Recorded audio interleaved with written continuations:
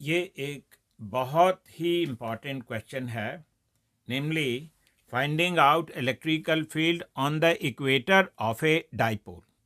तो यहाँ एक डाइपोल दिया है, हम इनके चार्ज को Q ईच मान लेते हैं, सेपरेशन डिस्टेंस 2a है, तो dipole moment will be Q multiplied by 2a।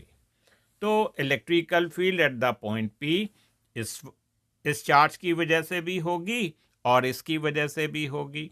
Due to the negative charge electrical field will point towards and positive की वजह से इट विल पॉइंट अवे। अब क्योंकि चार्जेस सेम हैं और डिस्टेंसेस भी सेम हैं, इसलिए मैग्नीट्यूड में E1 will become equal to E2, let it be equal to E।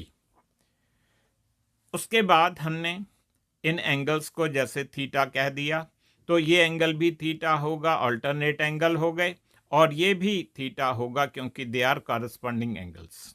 फिर इन वेक्टर्स को हमने रिजॉल्व कर लिया और ये पता चला कि ये जो दोनों वेक्टर्स हैं दे विल गेट कैंसल्ड, और जो इलेक्ट्रिकल फील्ड है ड्यू टू द डाइपोल वो होगी 2 times of E cos theta.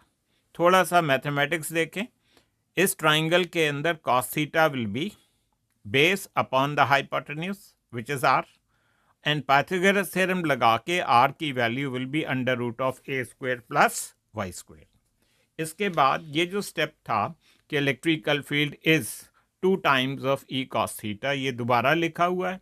Electrical field का फॉर्मूला लगाया due to a charge KQ upon R square, cos theta A by R आप देख चुके हो, तो ये बन जाएगा K multiplied by Q into 2A upon R cube.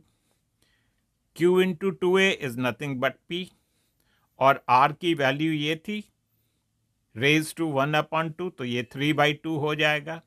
तो क्योंकि ये दोनों इलेक्ट्रिकल फील्ड और डाइपोल मोमेंट वेक्टर आप देखें they are pointing in the opposite direction, dipole moment right और electrical field to the left, इसलिए यहाँ पे हमने एक माइनस साइन लगा दिया है।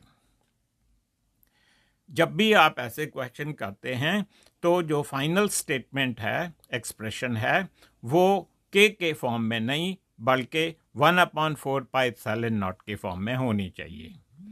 अगर y की value very much greater than a, इसका मतलब शॉर्ट डाइपोल है और आपने a स्क्वायर को निगलेक्ट कर देना है और यहाँ पे y क्यूब आ जाएगा। हम इससे सीख रहे हैं कि electrical field due to a dipole is inversely proportional to cube of the distance. Thank you.